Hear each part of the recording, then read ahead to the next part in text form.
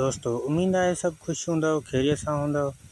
जीअं त फौजिया सुमरो जो ही बेहतरीन एल्बम पारस प्रोडक्शन जो है ज़बरदस्त 175 वॉल्यूम दिलबर कयो बेकरार दिलबर कयो बेकरार कुछ इन्हीं तरह गुनगुनायो है फौजिया सुमरो एक लाजवाब आवाज़ में। तव्हांखे ॿुधायूं त ही प्रोग्राम जेको आहे फौजिया सुमरो जो प्रोग्राम आहे ख़ासि करे इन में तव्हांखे फौजिया सुमरो जा जेके भी एल्बम आयल आहिनि पारस में आयल आहिनि या थर में आयल आहिनि या MRC में आयल आहिनि या मुमल में आयल आहिनि या वरी इन में महफ़िल में आयल आहिनि, मतलब जेके भी आयल आहिनि शहबाज कंपनी बेहतरीन आहे उन में भी आयल आहिनि। मतलब जेके भी फौजिया जा एल्बम आया आहिनि उहे सभु तव्हांखे हिकु हिकु करे ॿुधाईंदासीं त हिन में कहिड़ो कलाम आहे, हिन में कहिड़ा कहिड़ा कलाम आहिनि, कहिड़नि शाइरनि जी शाइरी आहे। ऐं ख़ासि प्रोग्राम सिर्फ़ु इहो ई आहे त काफ़ी दोस्त जेके सर्चिंग कंदा आहिनि त फौजिया जो ही कलाम आहे मुंहिंजे हाल ते हद जा माण्हू खिलंदा। हाणे इहो कलाम आहे तव्हांखे वणियो आहे ठीकु आहे, तव्हां चओ था इहो एल्बम मूंखे पसंदि आहे, इन ई एल्बम जा ॿिया भी कलाम मां ॻोल्हियां पर कीअं ॻोल्हियां कहिड़ी तरह ॻोल्हियां इन ई करे ही प्रोग्राम ठाहियो आहे त हिकु हिकु कलाम तव्हांखे ॿुधाईंदासीं त मतिलबु कहिड़ा कहिड़ा कलाम हिन कैसेट में आहिनि, हिन एल्बम में आहिनि, हिन वॉल्यूम में आहिनि। ऐं ही एल्बम 1993 में रिलीज़ थियल आहे। तव्हांखे ॿुधायूं त फौजिया सुमरो जी फर्स्ट टाइम जेका आहे मतलब गायकी या पहिरियों एल्बम चयो वञे त पारस में एल्बम आहे पहिरियों, उन खां पोइ MRC नाज़ प्रोडक्शन सभिनी कंपनियुनि में हिकु हिकु ॿ ॿ एल्बम कयो।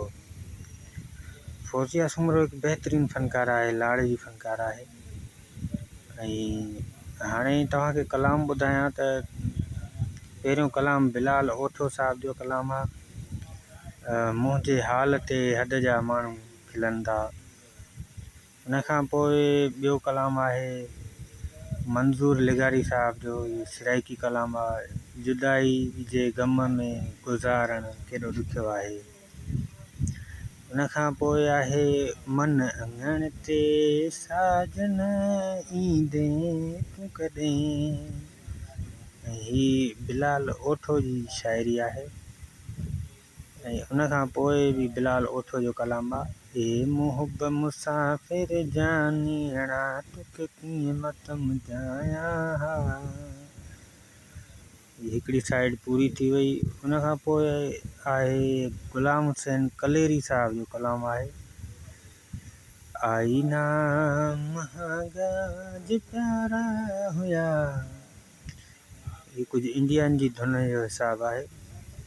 उन खां पोइ आहे याकूब जोगी जो कलाम आहे चाहे मूंखे दर तां धिकारी, चाहे मूंखे दर तां धिकारी। उन खां पोइ आहे गुलाम हैदर गबोल जी शाइरी आहे नेण खणी मूं ॾे खिल सोहणा तूं खिल, नेण खणी मूं ॾे कल सोहणा ॾिठो तूं। उन खां पोइ आहे फौजिया सुमरो जो आख़िरी कलाम आहे गुलाम हुसैन कलेरी जी शाइरी आहे जे सजण जे अचण जो, जे सजण जे अचण जो। ठीकु आहे दोस्तों, ही कलाम पूरा थी विया, 8 ई कलाम हुया, 8 ई पूरा थी विया ऐं तव्हांखे ॿुधायोसीं। हाणे जिन्हनि दोस्तनि खे ही प्रोग्राम पसंदि आहे त लाइक कंदा ऐं दोस्तनि ताईं शेयर कंदा।